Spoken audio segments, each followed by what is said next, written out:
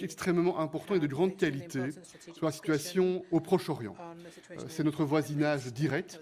C'est un conflit qui emporte beaucoup de drames, de douleurs, de souffrances et des conséquences en termes de déstabilisation de nos sociétés, en termes de polarisation de nos sociétés. C'est pour laquelle l'Union européenne doit être engagée autant que possible pour tenter de porter une voix qui ait un impact sur ce conflit. Alors, je voudrais partager quelques points qui traduisent, je dirais, la synthèse de nos travaux d'aujourd'hui sur ce sujet-là. D'une part, je constate une très forte unité autour de la garantie de sécurité pour Israël. Israël a droit à sa sécurité, a le droit à exister, c'est pour laquelle, de manière répétée, nous avons et nous continuons à condamner les attaques terroristes du Hamas et le choix du Hamas d'utiliser des civils comme boucliers humains. Nous appelons à la libération immédiate et sans condition de l'ensemble des otages et nous répétons que le droit à se défendre pour Israël doit être mené en lien, en conformité avec le droit international. Et nous répétons également que les soutiens humanitaires, les accès humanitaires doivent être garantis. Alors, il est exact qu'il y a, parmi les membres du Conseil européen, différents sentiments en lien avec la notion de pause humanitaire qui est défendue par certains, ou de cessez-le-feu humanitaire qui est défendu par d'autres. Mais ce sujet-là ne doit pas occulter l'essentiel. Et l'essentiel, il touche sur deux sujets extrêmement importants. Une détermination commune et partagée d'être très mobilisés pour soutenir davantage sur le plan humanitaire, d'appeler à ce qu'il y ait plus d'accès humanitaire qui soit ouvert. Et d'ailleurs, beaucoup d'États membres ont mis en exergue les initiatives très concrètes qui ont été prises pour les dernières semaines pour intensifier ces accès humanitaires ou ces efforts humanitaires, que ce soit des bateaux hôpitaux qui sont déployés à proximité, que ce soit également, par exemple, à l'initiative de Chypre, cette disponibilité pour un corridor maritime afin de favoriser l'accès de biens humanitaires vers la bande de Gaza. D'autres exemples ont été donnés. Mais ce que plusieurs États membres ont dit aussi, c'était l'importance d'être engagés en soutien et en solidarité dans le détroit de Hormuz pour apporter plus de sécurité maritime. On a eu des recrudescences de violence au départ des Houthis, par exemple, et l'importance d'apporter la sécurité, c'est aussi le rôle de l'Union européenne au travers de nos États membres. À côté de cette dimension humanitaire qui nous rassemble, qui nous unit, il y a une autre dimension qui est essentielle. Il ne s'agit pas simplement de rappeler une position traditionnelle de l'Union européenne, c'est la solution au processus politique pour une solution à deux États. Et ça impose que, au départ de l'Union européenne, on travaille d'arrache-pied et beaucoup de propositions très opérationnelles ont été partagées par les collègues aujourd'hui qui vont nous inspirer pour les jours et pour les prochaines semaines dans notre engagement avec nos partenaires pour progresser sur ce sujet. Je donne quelques-uns des éléments. Beaucoup ont dit à juste titre que l'on doit condamner les recrudescences de violence et des attaques menées par des colons contre des Palestiniens en Cisjordanie. Et c'est évident que encourager à de la stabilité dans cette partie de la région est extrêmement importante. Et on a aussi évoqué le jour d'après. Après la cessation des hostilités, comment peut-on envisager une manière d'administrer Gaza? Comment peut-on impliquer l'expertise de l'Union européenne en lien avec les Nations Unies? Il y avait d'autres partenaires sur ce sujet-là. Et comment peut-on aussi travailler de manière très opérationnelle pour faire en sorte que l'on prenne en compte le renforcement de l'autorité palestinienne, pour faire en sorte que l'autorité palestinienne puisse être en position d'être légitime et crédible et d'assumer une capacité pas seulement administrative, mais également politique. Ici, un enjeu qui est extrêmement important. Je veux donc dire que cette réunion du Conseil européen sur ce sujet a été utile parce que le but aujourd'hui n'était pas d'avoir un débat sur des conclusions écrites. Ça, nous l'avons fait il y a quelques semaines. Nous avons fixé le cadre de la position politique de l'Union européenne avec les différents piliers que j'ai présentés. Le but ici était de renforcer le travail de convergence pour identifier ce qui nous unit, et ce qui nous unit est profondément solide et profondément robuste, et pour travailler sur les points pour lesquels on doit essayer d'avoir davantage de convergence politique les uns avec les autres pour avoir encore plus d'impact dans notre engagement avec les pays arabes, avec les États-Unis, avec l'ensemble des pays de la région et bien sûr avec Israël et les représentants de l'autorité palestinienne. Donc voilà pour ce sujet-là. Et puis très rapidement, Très rapidement, migration, vous avez vu, nous avons également eu un point de discussion, comme c'est le cas régulièrement. On souhaite continuer, vous le verrez dans les conclusions, à renforcer les efforts pour la dimension externe, l'engagement avec des États tiers.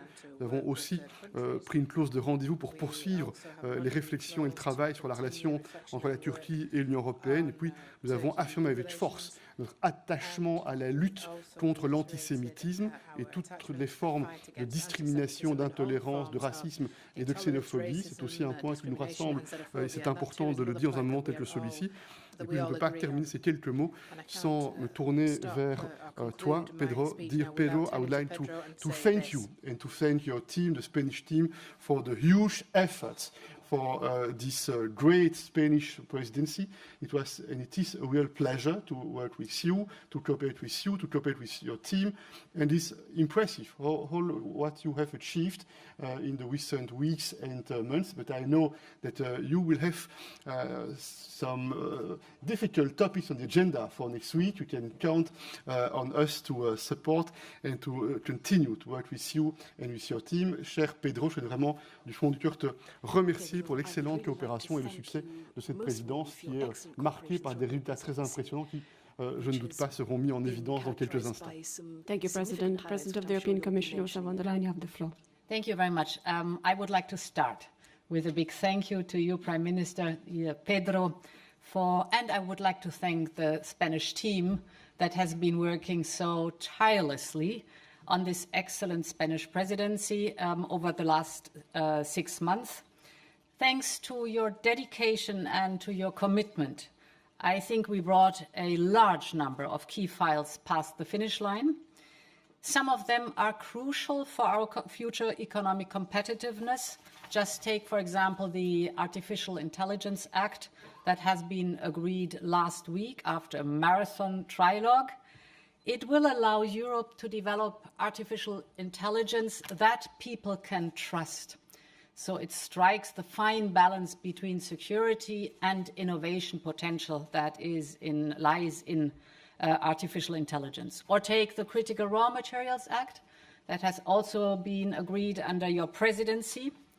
With it, Europe will power the clean energy transition with secure and sustainable raw material supplies. It is of utmost importance for us that we strengthen our supply chains for raw materials because they are crucial inputs for the digital and the green transition. You also made good progress on the Net Zero Industry Act. Now it will be for the Belgian presidency to take this work forward. So congratulations on an impressive work. I counted over 50 political agreements that have been reached. And I want to mention a last big file where great progress has been made. That is the Pact of Migration and Asylum. Here we aim for political agreement on the pact by the end of this year. So this would complete the extraordinary track record of this presidency.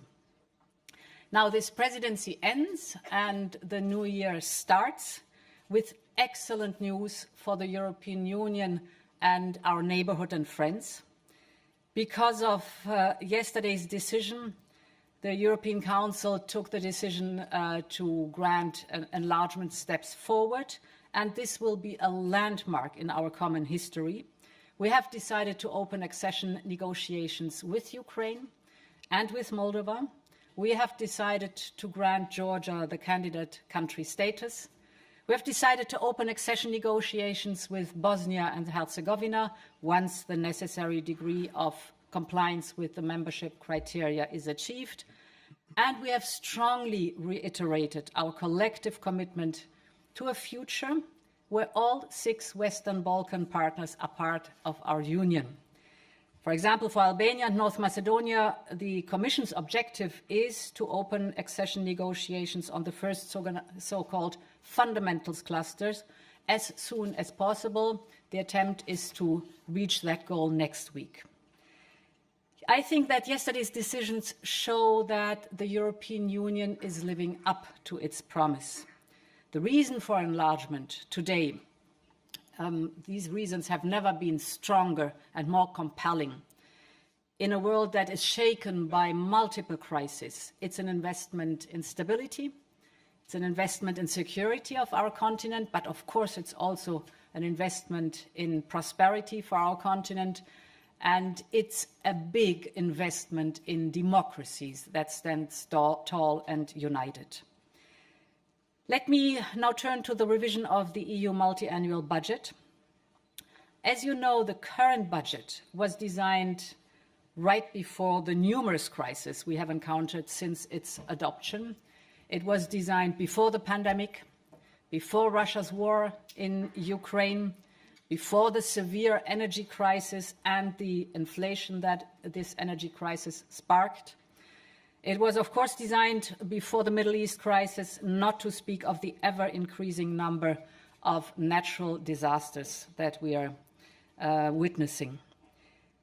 So we have extensively mobilized our EU budget to provide the necessary support and answers, but we have now come to the limits of our budget to answer these unexpected crises. And that is the reason why back in June, the Commission proposed a reinforcement of the EU budget. We put forward very clear priorities. Of course, the first priority is Ukraine, the support to Ukraine. Then the work on migration, the boost of Europe's competitiveness, our answer to the Inflation Reduction Act, for example. We also ask for a top-up to deal with natural disasters and humanitarian crisis. And finally, we need to adapt the budget to increasing interest rates. Now, 26 member states confirmed those key priorities and agreed to provide additional financing to meet them. I wholeheartedly thank them for their support. This is a good result. The agreement also addresses the concerns of the member states related to their national budgetary constraints. And thus the agreement includes redeployments and reprioritization alongside new funding. And you can imagine that this combination, redeployment and new funding, required tough choices. We have taken those choices. However, unfortunately, we did not manage to reach unanimity yesterday. Hungary was unable to support. So there is now a new rendezvous early next year. And we will use, as a Commission, the time until then to ensure that whatever happens at this next UCO, we will have an operational solution. Finally, let me briefly turn to our discussion on the situation in the Middle East. Both sides have to do their utmost to protect civilian lives, and Hamas has to release all hostages unconditionally. The Commission's immediate priority is to deliver as much humanitarian aid to the Gaza Strip as possible. By the end of today, Team Europe will have organized 28 humanitarian air bridge flights. Altogether, those flights will have delivered around 1,200 tons of aid. And we are still planning another 5 flights before the end of the year. In addition to emergency aid, indeed, we must also try to work on the day after. There can be no peace unless there is the prospect of a political solution, both for Israelis and Palestinians, and this is the two-state solution. There has been a growing consensus on principles to guide our work. There can be no forced displacement of Palestinians from Gaza. Gaza cannot be a safe haven for Hamas. Hamas cannot be in the governance structure of a Palestinian state. A reformed Palestinian Authority must govern both West Bank and Gaza. And there can be no mid- or long-term security presence of Israel in Gaza. Building on the fact that we are the largest donor and therefore have an influence in the region and are well connected in the region, and building on the fact of our experience, these principles we are working on with partners in the region, because this is a good foundation to create the solution everyone is asking for. Thank you very much. Thank you, President. Prime Minister of Spain, Pedro Sánchez. Muchas gracias. Me permitirán que, en primer lugar, agradezca el trabajo de toda la delegación española, tanto en Bruselas como en los distintos ministerios, porque efectivamente, y luego daré cuenta de ello, el resultado de esta presidencia rotatoria de España del Consejo de la Unión Europea ha sido muy, muy satisfactorio. Y aun siendo cierto que, desde luego, desde un gobierno progresista y con la experiencia que acumula ya España de haber liderado previamente otras presidencias, el trabajo pues, cuenta con un capital humano muy asentado en los departamentos ministeriales y también aquí en la delegación española. Sin los equipos y sin el liderazgo del presidente del Consejo y la presidenta de la Comisión y los equipos del Consejo y la Comisión tampoco hubiera sido posible todo lo que hemos logrado durante estos 6 meses. Así que también quiero agradecer el trabajo de Úrsula, de Charles y de todos sus equipos en estos 6 meses. Sobre el Consejo de estos días, recordarán ustedes en el primero de los puntos, la ampliación, que el 1 de julio yo tuve la ocasión de poder ir a Kiev, de reunirme con el presidente Zelensky y de trasladarle la voluntad manifiesta de todos los Estados miembros y las instituciones comunitarias de, en este semestre, poder aprobar ese acuerdo histórico que hemos alcanzado en el día de ayer de abrir las negociaciones con Ucrania. Y no solamente con Ucrania, también con Moldavia, evidentemente también con los Balcanes occidentales, particularmente con Bosnia y Herzegovina y con Georgia, volviendo al oriente, si cumplen con los requisitos marcados, ¿no? Por tanto, allí estuvimos el 1 de julio, ese fue el compromiso y la voluntad que manifestamos en Kiev, el conjunto de instituciones comunitarias, y para España, en fin, esto es una de las casualidades también de la vida, de la historia, nos ha permitido tener el honor de que sea aprobado esta apertura de negociaciones hacia Ucrania bajo la presidencia española. Con lo cual, en fin, para un país que no es un miembro fundador de la Unión Europea, sino que entramos allá por la década de los 80 del siglo pasado, pues evidentemente es aún un mayor honor, porque efectivamente nos vemos no reflejados en términos históricos semejantes, pero sí en aquellos países que durante mucho tiempo han querido ser europeos, que no lo han podido ser por distintas circunstancias históricas y que ahora, en cambio, pues cuentan con la aquiescencia y también con la complicidad de las instituciones comunitarias. En segundo lugar, sobre el marco financiero plurianual, lo ha dicho antes Úrsula y también Charles, yo creo que a lo largo de estos 6 meses hemos tratado de hacer un trabajo muy difícil, muy complejo, un encaje de bolillos, decimos en términos coloquiales en España.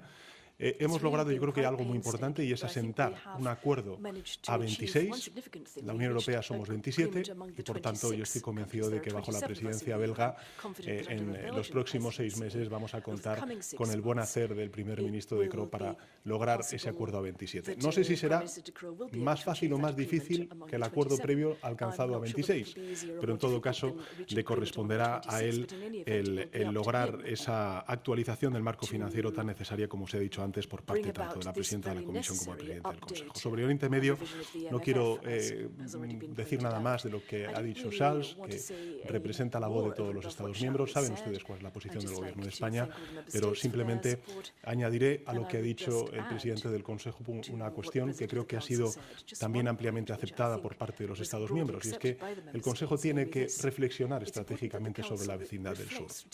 Como es obvio, nos hemos centrado en otros debates geopolíticos, pero creo que también lo que está sucediendo en Oriente Medio, y no solamente en Oriente Medio, debe obligarnos a mirar hacia la vecindad del sur y tener una visión mucho más estratégica de qué hacer desde la Unión Europea con muchos de estos países que son aliados en la estabilidad y en el desarrollo económico de una parte importante de Europa como es el Mediterráneo. Evidentemente, para un presidente del Gobierno de un país mediterráneo como es España, esta es una cuestión de suma importancia. Sobre el balance, yo creo que, en efecto, hemos logrado expedientes tanto en lo cuantitativo como en lo cualitativo muy relevantes. Recordemos que desde el inicio de la guerra de Putin en Ucrania, o incluso antes, ya empezábamos a ver y a sufrir en los bolsillos de nuestros hogares, de las industrias y las empresas en Europa, las consecuencias al alza de los precios de la energía, del gas, de la factura de la electricidad. En definitiva, todo lo que ha minado el poder adquisitivo de nuestras familias familias y también la competitividad europea. Y lo que hemos logrado hace escasos días ha sido reformar el mercado eléctrico. Y este ha sido un debate muy intenso que ha centrado muchas de las conversaciones y discusiones que hemos tenido en el Consejo Europeo durante estos últimos años, y creo que ha sido uno de los hitos más importantes de esta presidencia. También la ley de restauración de la naturaleza, como ha dicho antes Úrsula, la ley de materias primas críticas, la ley de inteligencia artificial.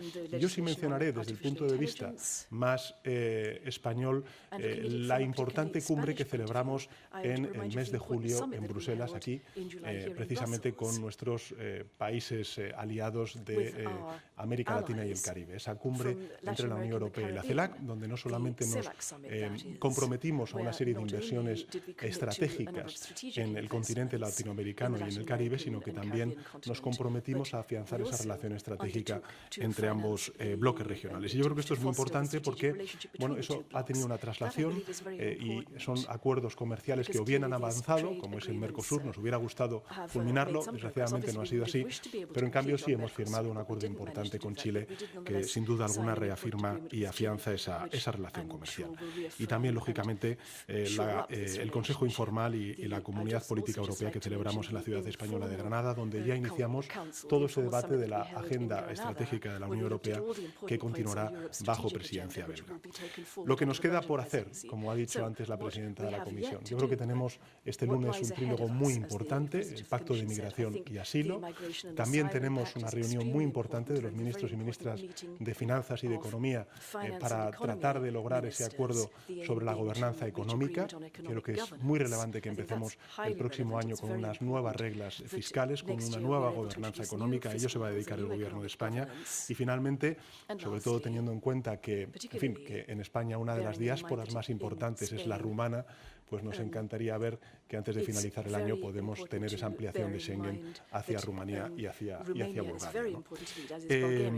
Esto es lo que nos queda por hacer. Vamos a trabajar hasta el último instante de la presidencia y querría terminar, pues como he empezado, agradeciendo sin duda alguna el buen hacer de los funcionarios públicos. Muchas veces nos olvidamos de la importancia de contar con servidores públicos profesionales, entregados, comprometidos con la causa europea. Eso lo tengo afortunadamente en la Embajada Española, en las instituciones comunitarias, tanto el Consejo como la Comisión, y eso, querido Charles, querida Úrsula, pues nos ha hecho las cosas mucho más sencillas. Así que gracias a los dos y gracias también, lógicamente, a los funcionarios y funcionarias del Consejo y la Comisión Europea. Gracias, presidente. We'll start with questions and we'll go with Jorge.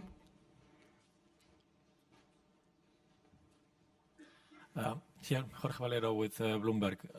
Two questions for President Michel. First, there were some leaders and delegations that pointed that the summit will be, the extraordinary summit will be in late January. You say early next year. If necessary, that summit could be in February. For President von der Leyen, do you think that, based on your contacts with Hungary, do you think that by then, by that summit, Hungary could conclude all the outstanding 23 milestones to unblock the 20 billion euros?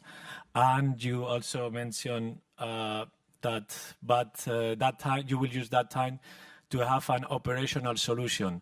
Does that mean that by then you will have a plan B ready in case there is no agreement at 27 on the MFF? Thank you very much.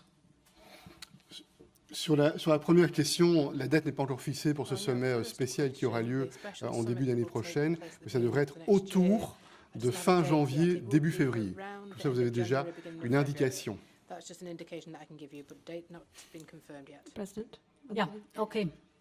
So, first of all, there are three elements what the blocked finances or the blocked budget parts for Hungary are concerned. The first one is Next Generation EU. Everyone knows that Next Generation EU has a combination investments for reforms. If Hungary moves on the milestones, then there is a movement forward with the payments, as every other member state also gets the payments with the reforms. The second element is the conditionality mechanism. Here too, if Hungary fulfills the requirements, there is movement and money could be disbursed. And the third element is the enabling conditions for the cohesion funds. Here Hungary has moved, and the result is that 10 billion of cohesion funds are ready to be disbursed with the typical procedures of the cohesion funds. So it's always the same principle. All the other member states know these principles and abide to these rules. The investments come with the reforms, and the moment there is a delivery of the necessary reforms, there is a disbursement. To the second part of your questions, we are working very hard, of course, to have a result of where there is an agreement of 27 member states. But I think it is now also necessary to work on potential alternatives to have an operational solution in case that an agreement by 27, so unanimity, is not possible. Go with Maria next to base. Hi, thank you very much. I will take the opportunity to ask you in Spanish. Esta es una pregunta un poco para los tres. Quería preguntar sobre Ucrania y si no temen crearle falsas esperanzas, como ha pasado un poco con Turquía y los Balcanes, que llevan años en lista de espera, y que a la tragedia de la guerra a gran escala lanzada por Rusia se sume además una decepción con la Unión Europea. Y esta pregunta lleva un poco también dirigida a los tres, pero sobre todo a usted, presidente Sánchez.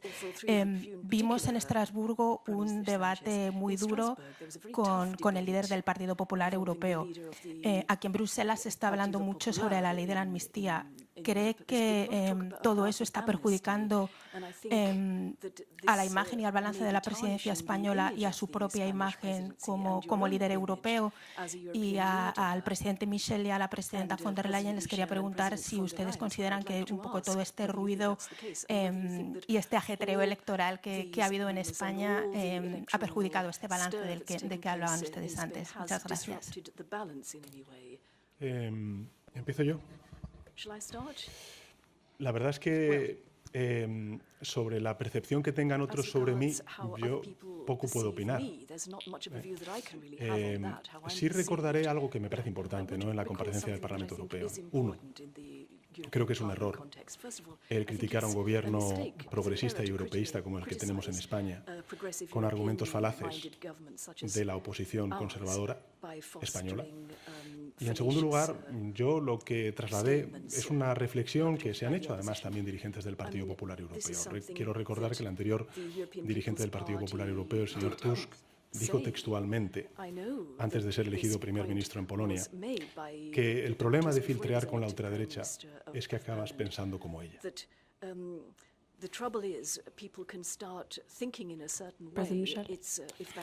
Sur deux points. D'abord sur le premier point qui porte sur la question de l'Ukraine et le risque d'un faux espoir, c'est l'opposé, c'est l'inverse. Je pense que nous venons de prendre une décision qui donne beaucoup d'espoir, mais qui engage aussi à de grandes responsabilités de part et d'autre, du côté ukrainien et du côté européen. Il y a maintenant un double devoir. Du côté ukrainien, c'est être très engagé pour continuer le travail d'implémentation des réformes qui sont nécessaires pour permettre que l'Ukraine puisse rejoindre l'espace politique, l'espace fondé sur des valeurs communes et l'espace légal partagé avec l'Union européenne. Et puis, il y a une autre responsabilité dans le chef des 27 États membres qui doivent se préparer pour ce moment de l'élargissement. Mais encore une fois, je suis absolument convaincu pour ma part que cet élargissement, c'est un choix d'avenir pour une Europe qui, demain, doit être plus stable, plus sécurisée, plus prospère. Et je pense que l'Europe, pour nos enfants, sera plus stable, plus sécurisée, plus prospère avec les pays qui souhaitent nous rejoindre à l'intérieur de l'Union européenne. Ça vaut pour les pays de partenariat oriental comme pour les pays des Balkans occidentaux. Sur le deuxième point, j'ai peu de choses à ajouter, si ce n'est à affirmer des évidences. Le projet européen est fondé sur le respect de la souveraineté des États membres. C'est un premier élément, et sur la confiance dans les institutions démocratiques des États membres. Et je pense que les procès d'intention sont toujours regrettables. So on the question concerning Ukraine, as you know, the accession process is merits-based. So it depends on the country itself that wants to join the European Union, how fast it wants to reform and progress towards the European Union and the principles of the European Union. And here I must say I've now accompanied Ukraine throughout the last 2 years intensively. It is impressive to see the speed with which they are passing the reforms and the depth of the reforms they are applying. And for me, it is specifically impressive because this is a country that is facing an all-on war. So despite this war, they are deeply committed and determined to move forward, and it's in their hands what the progress is concerned. This actually goes not only for Ukraine, but for every country that wants to join the European Union. And what could be felt during the last 18 to 20 months is that there is a deep understanding in the region that this is a decisive time. You have to choose sides. There are no gray zones anymore. And therefore, I'm also impressed by all the other countries that want to join the European Union. About the enlargement report is about them, how much they increase their ambition and the speed to progress in the reforms that are necessary for joining the accession path. I wish it would not be a war that triggered this, but it is impressive to see that these countries very clearly choose sides of democracy, the rule of law, and peace and stability. To your second question, I've made the experience that we had an excellent cooperation during the last 6 months, a very solid work that has been of high quality and very much consistent. And this is an excellent example for the close cooperation of a member state that is presidency of the Council and the European Commission. Go with Kiev Independent, Anastasia. Thank you so much. I was wondering, how do you plan to get the 27th member state on board with financial support for Ukraine before January, since you mentioned that would be a priority? Could you address? Oh. This is a very good question. And you can count on us to explain to you when we will have convinced the 27 member states. Will explain to you how we did now more seriously. We are determined to use all the possible arguments and will engage with respect for the various opinions around the table of the European Council. And we know that getting united decisions is always challenging, but this is an important decision that we need to make. And I think the debate that we had yesterday was also an occasion maybe to better understand what could be some tools, what could be some arguments that we will use in the days, in the weeks to come to prepare the next European Council meeting. Tamar. Georgian TV company Rustavitu. First of all, thank you, Madam President, Mr. Prime Minister, for your supporting for this historic decision. This is very important achievement for Georgia. What will be your message to thousands of Georgians who are just now celebrating this decision, and what will be your advice for the next step? A question for all of you. Thank you. Deux choses. D'abord, le premier point, lorsque hier soir, juste après la prise de décision, j'ai eu des contacts téléphoniques rapides avec le président Zelensky, avec la présidente Maya Sandu, avec la présidente Zourabishvili, avec le premier ministre Irakli Garibashvili, probablement ça restera comme un des moments les plus marquants sur le plan personnel, y compris en termes d'émotion.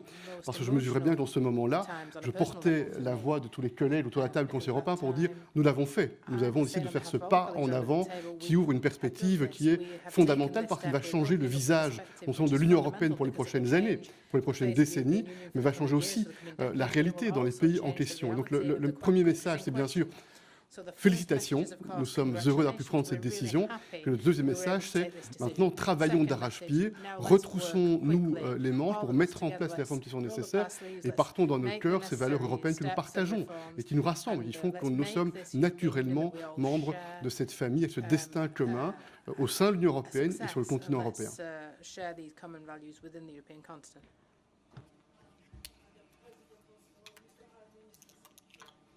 Basically, it is congratulations. and keep up the good work. You are Europe. We want you to join the European Union, and let's work together. I would add profit the momentum, because nowadays in this this international complexity that we're living in, to have positive horizons as the one that the people in Georgia, in Moldova, and also in Ukraine are having, I think is quite important. So I think it's, first of all, profit that momentum and go for the reforms that would allow, at the end of the day, to enlarge the European Union to these very important 3 countries. Beatriz, it's in the middle. Thank you very much. I think I will take the opportunity to ask my question in Spanish. La primera pregunta para el presidente Michel, por favor. Dentro de 3 meses, en marzo, de nuevo será necesario tomar decisiones a 27 para celebrar la conferencia intergubernamental y pactar el mandato negociador de las negociaciones con Ucrania. ¿Cómo planea conseguir esa unanimidad? ¿Será necesario otra vez que Viktor Orbán abandone la habitación, la sala? Y una pregunta para la presidenta von der Leyen, por favor. Varios eurodiputados y miembros de la oposición en España aseguran en los últimos tiempos que en Bruselas, en Europa, hay una grave preocupación por la situación política y la situación del Estado de Derecho. Me gustaría saber, incluso comparan la situación con la que Bruselas describe respecto a respecto a Hungría y a Polonia. Me gustaría saber si considera que estas comparaciones son exactas y si realmente hay preocupación en Bruselas sobre la situación política y el Estado de Derecho en España. Muchas gracias. No, two elements very quickly. First element, you know that the principle in the European Council, we need to decide by unanimity. And it must remain the principle. But yesterday, we succeeded to make a decision, despite the fact that for one member state it was not possible to formally support, but we succeeded to convince not to oppose and not to make it impossible for the others to make a united decision. And this was a very important step. First element. The next challenge is very clear. The next challenge, this is the review of the multi-annual framework, including the financial part for Ukraine, as well as the other priorities that we have agreed on. And then indeed, based on the preparation by the European Commission, the member states will have to assess and to make a decision for the start of the IGC. But we have a few weeks, a few months, maybe a few months will be needed to work seriously, to prepare. And I think that we need to prepare very well so that we have powerful, objective arguments that will allow us, again, to make decisions and to get united on this important next step. Very general for all 27 member states. Of course, the European Commission is the guardian of the treaty.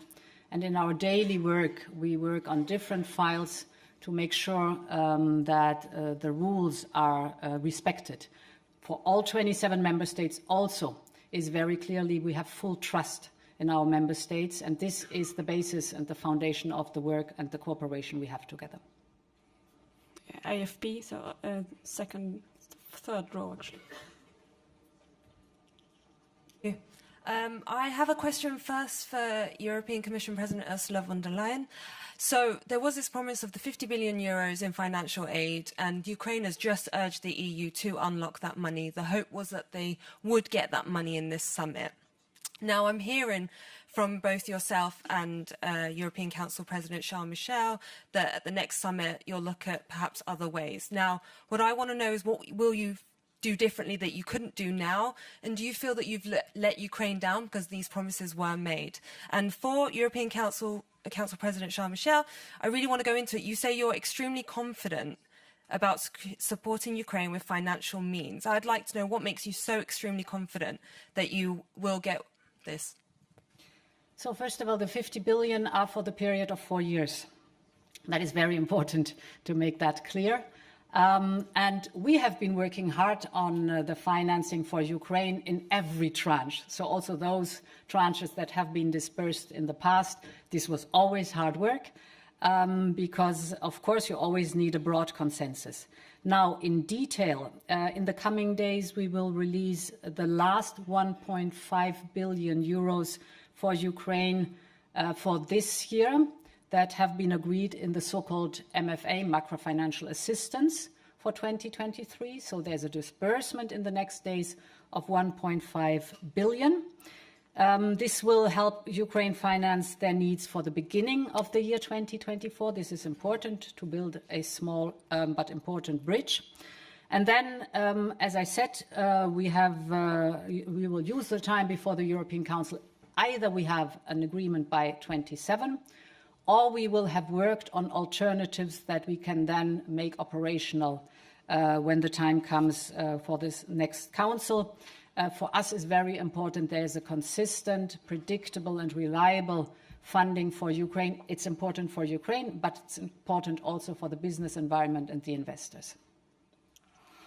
I repeat that I'm very confident.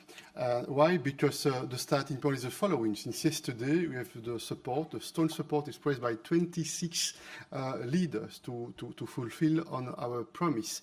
And we have another starting point, which is this, what we call the nego box, the last proposal which was agreed by 26 member states. It means that in comparison with some other European Council, we will start the meeting knowing that 26 member states are supporting the same goals, the same priorities, including a package of 50 billion for Ukraine for the next 4 years. It's my first point. And my second point, I don't intend to enter into the technical details, but we have various tools available to make sure that we'll be able to fulfill our promise. Thank you very much. We'll close up here the press conference. Thank you. Have a nice weekend. Oui.